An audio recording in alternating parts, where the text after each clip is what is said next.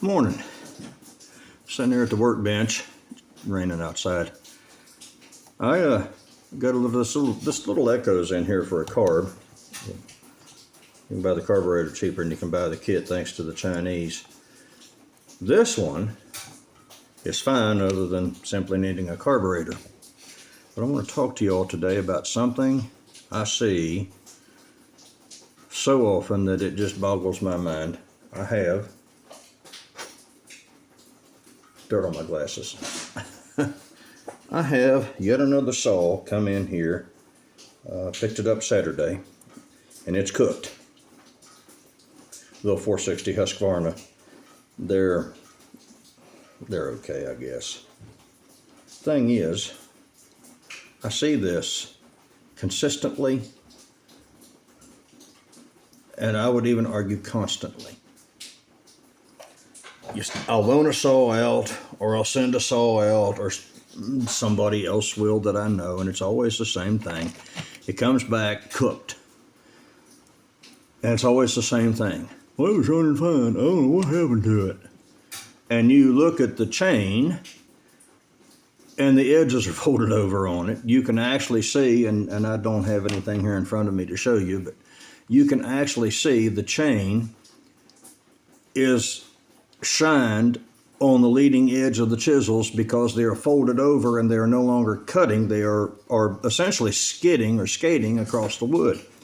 And when that happens, whoever it is that has the saw, and it's multiple offenders, it's always the same thing. Well, I don't know what happened. Yeah, you do. You should not ever have to force a saw through a cut. Ever. You should not have to force a saw through a cut. Stop it. Okay? If you have to lever on a saw, then you have a chain that's dull, or you have something going on with the saw. And I want to say it's a chain 99.999% of the time. Stop what you're doing. Sharpen the chain. I see it so many times that it's just ridiculous, and it's always the same thing. The chain will go dull, and instead of stopping and sharpening the chain, whoever it is, and there are so many offenders in my life at this point, I can't name them all, but it's always the same thing. Instead of using their brain, stopping, sharpening the chain, and going back to it, they just keep prying on it till I have literally seen people pull the anti-vibe mounts out of the handles on a saw, prying on it so hard to get it to cut. Whenever you do that, number one, it generates an insane amount of heat on the bar and chain, and that transfers right back to the clutch and the sprocket, which transfers right straight to the engine, and that causes heat. The heat buildup, even though it's minor, causes the saw to lean out a little bit because you have more vapor, less gas. Whenever you have more vapor and the saw leans out, it burns hotter because part of the temperature control on a two-stroke engine is the amount of air mixed with the fuel. If you have too little fuel, it burns lean. When it burns lean, it burns hot. That leans it out, which makes it scream. The person in question hears it scream, and so they pry on it even harder to make it cut what it can't cut because the chain is as dull as a straight file. And then it leans out more. And it goes faster, and it gets hotter. And eventually it gets so hot that it takes the oil film off of the cylinder, you burn it off, and you score the piston, and you shut the saw off because now you've got a saw that's literally, and I have seen people with the chain smoking, and they wouldn't stop cutting. They wouldn't stop prying. Why would you do that? It always leads to the same thing. It burns the saw down. Usually it's scoring on the exhaust side of the cylinder. Not always, but as a rule of thumb, it scores the exhaust side of the cylinder. You lose compression and you're done. Either that or it seizes up. It gets, I don't know how to describe it, but it gets so rough that the rings catch. It still won't build compression and it still won't start. And there's nothing you can do at that point but rebuild the saw.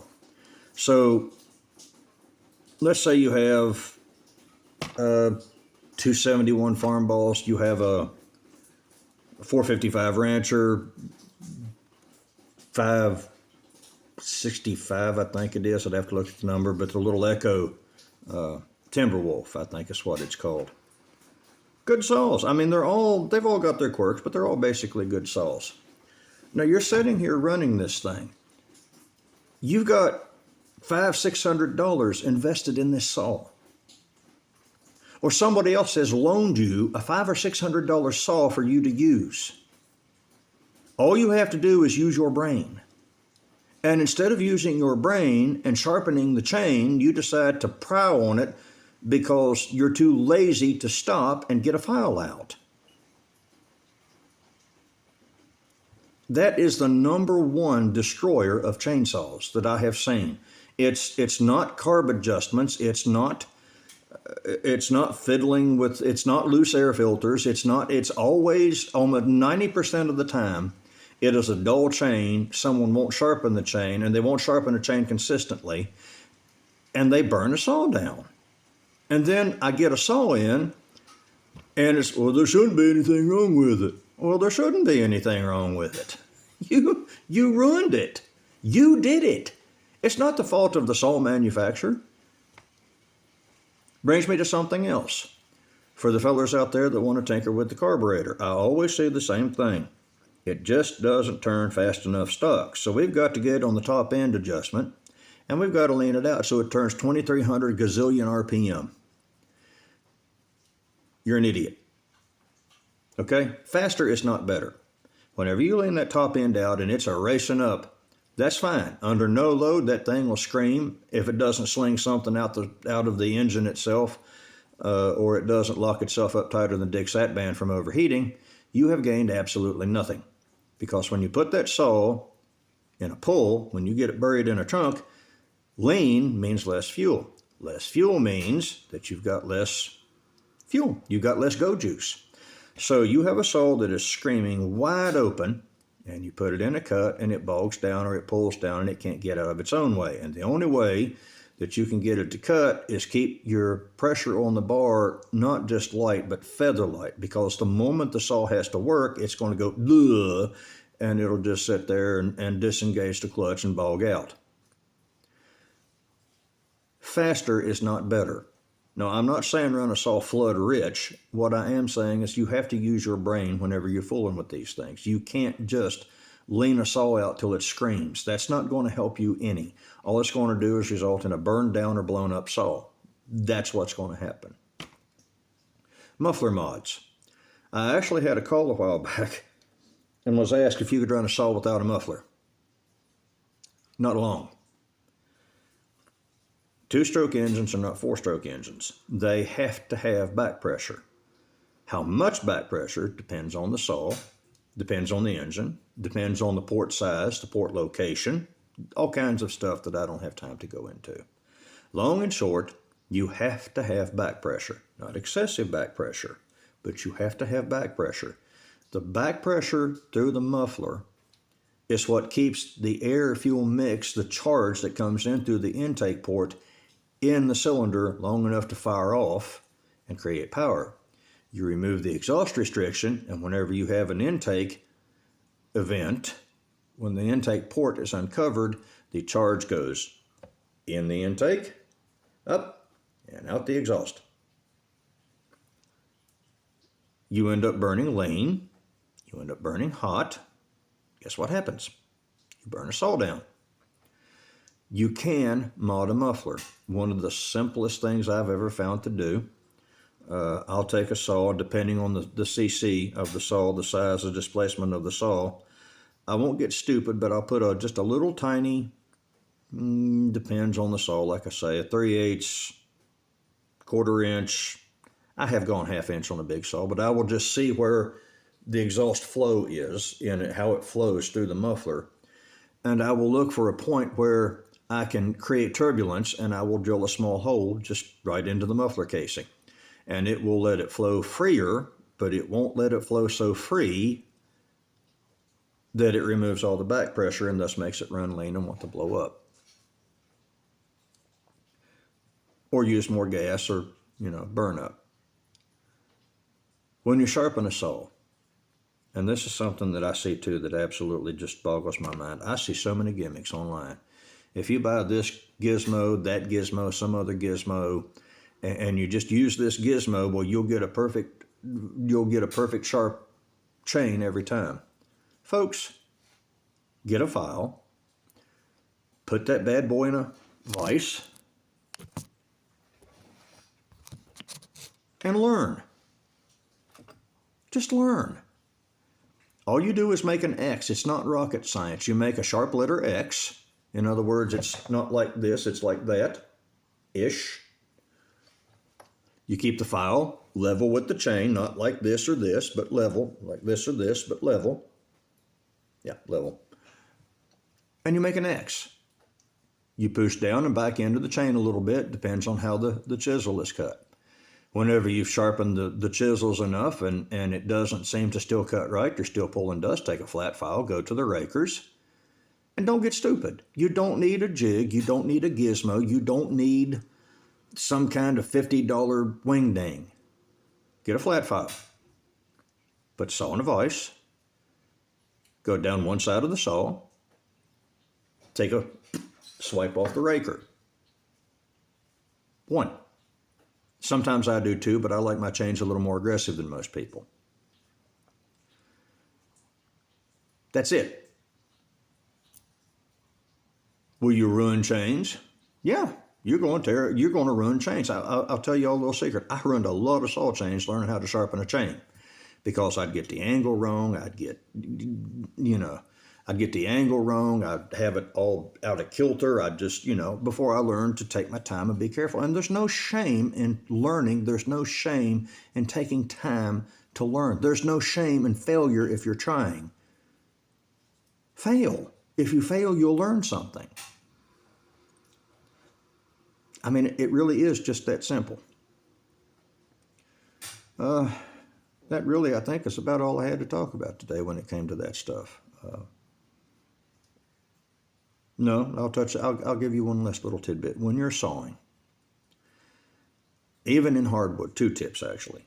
Even in the hardest hardwood, a saw should either pull itself through the cut or almost pull itself through the cut. In other words, you should never have to lean into a saw to get it to cut. If you have to lean into a saw to get it to cut, you have a problem. There's something wrong, okay? Now, I'm not saying we'll have to put a little pressure on it. You have to put a little pressure on it. But you shouldn't have to sit there like you've got a bar in the end of it and you're horsing on it to make something happen. You shouldn't have to do that. There's something wrong if you do.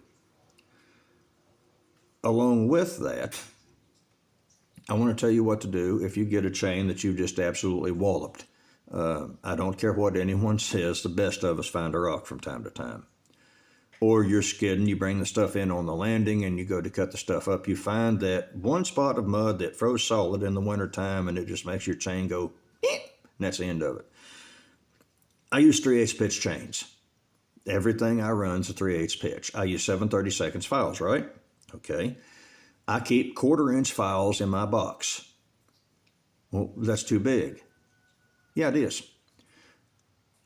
When that edge on that chain gets all knurled and folded over and you have found that rock that was not there before you started cutting that log out of the trunk, and you ruin the edge of that tooth, well, you can spend hours with the right size file trying to dress it, fix it, and all that. What you do is you get this file that's bigger than the next size up.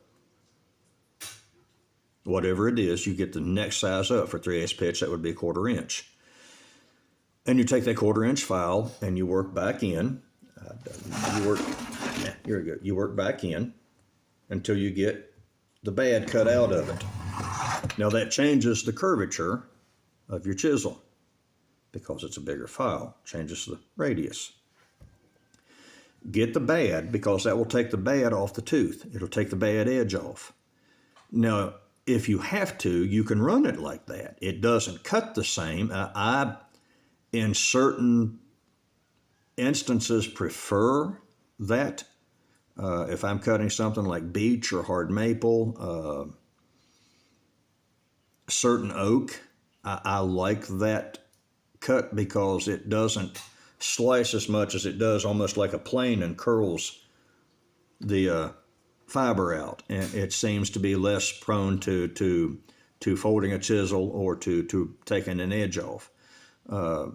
It just seems to do better. Having said that, that's personal preference. But at the end of the day, what I like to do 99% of the time is I take the bad off with the oversized file, get the bad edge back off the chisel, and then I can take the correct size file, go back in, and fix the radius, the turn of the chisel inside. It takes less time, even though you're using two sets of files or two different files, than it does to sit there and finesse the thing forever. You're cutting, your saw wants to cut that way. Sharpen the chisels on this side. Saw wants to turn this way. Sharpen the chisels on this side. That's all I've got today. I hope that was helpful. Y'all have a wonderful day.